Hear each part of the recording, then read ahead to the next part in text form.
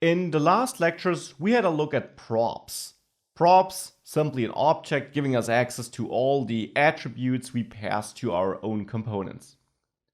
Now, sometimes you don't want to get some information from outside, but you want to have it inside a component and change it from inside there too. So, for example, here in our app.js file, let's say we also want to add a button which, if we click it, simply switches one of the names we use here. So where we simply put a caption of switch name maybe. Well, we'll come to handling this click event in the next lectures. But first of all, we need to define these names here in a non-hard-coded way. Right now it's hard-coded into our JSX code, and this is okay here. But if we later want to change it, we have to store it in some variable or something like that. Well, this actually is a class, and a class has properties. This is not just the case in JavaScript, but in other programming languages too. You can kind of think of a property as a variable of a class. So in normal JavaScript code, you would simply write var something equals some value. This doesn't work in a class. There, you can simply write something equals some value. So a bit shorter, but in the end, the same you could say. There's one special property you can define in any component which extends component. So you can't do it in person. You can't define properties here anyways, because that's a normal function. So here you would have to use some constants or some variables. Still, what we're about to do only works in components which are created by extending component. There we can define a special property named state. Whereas props are set and passed from outside, like name and age into the person component, state is managed from inside a component. Now important, this state property here is only available like this in components that extend components, so in class-based React components. Now actually, with React 16.8, a new feature was released called React Hooks, on which I'll have a whole module towards the end of the course, and which I'll also already introduce in this module here a little later. And with that new feature, you can actually also manage state in functional components. Now, for now, we'll not use that though. I'll talk about this in more detail later in this module. And therefore, we'll add state here in this class-based components, which is the default way of adding it. Still, you should use function components as often as possible, because you should use state with care. Because having state in all your components and manipulating it from anywhere in your app makes your app quickly unpredictable and hard to manage, especially as it grows.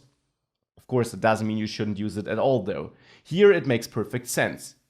We initialize it by assigning a value, and this value is a JavaScript object. Again, this is a reserved word, and we should use it if we want to manage, well, some component internal data, you should say. So now the state could have some persons. This is totally up to you. I simply create a persons property in this JavaScript object. And this will be an array. And you can set up any kind of data you want in this state object. You could set up a name property, which is some name. You can really manage whatever you want. Here I want to manage an array of persons though.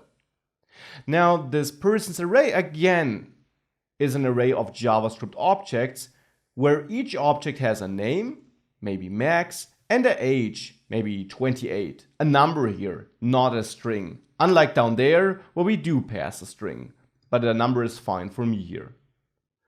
I also want to have another one here, name Manu and age 29, and a third one, you guessed it, for Stephanie, which has an age of 26.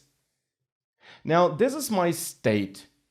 We can now access a property like this, and that's not just true for state, but for any property, in our render method by simply outputting something dynamic with single curly braces as you learned it, and then the this keyword. This refers to the class due to our ES6 syntax we're using. And on our class, we have a render method we could call. We shouldn't do that though, React does that. But we have a state property. And as I said, you can also define your own properties, but state is a special one, as you will learn over the next lectures. So here we can then access this state, and on state, my persons array, there may be the first element by using index 0, and then the name. So instead of hard coding it, I'm now accessing this property in this object here in the persons array on the state property. Now I'll copy this code here and replace my age with it too. There I of course want to access the age property. And I'll replicate this for menu, but here it's of course the first element, the second element with index 1 in this array. And for the age, I'll also access element 1 and of course the age property. And for Stephanie, you probably guessed that, index 2, and also for the age, index 2 and age property. With that, if we save this and we go back to the application, we see the button which doesn't do anything, and we see the same output as before. This time using a property, the state property though. Now, I said state would be a special property. Thus far, we don't use it in a special way though.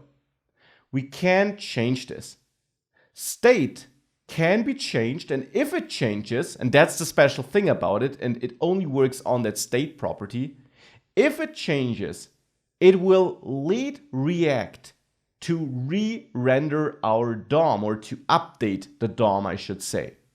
So if we change the name of Max here, for example, this will lead to this being re-rendered.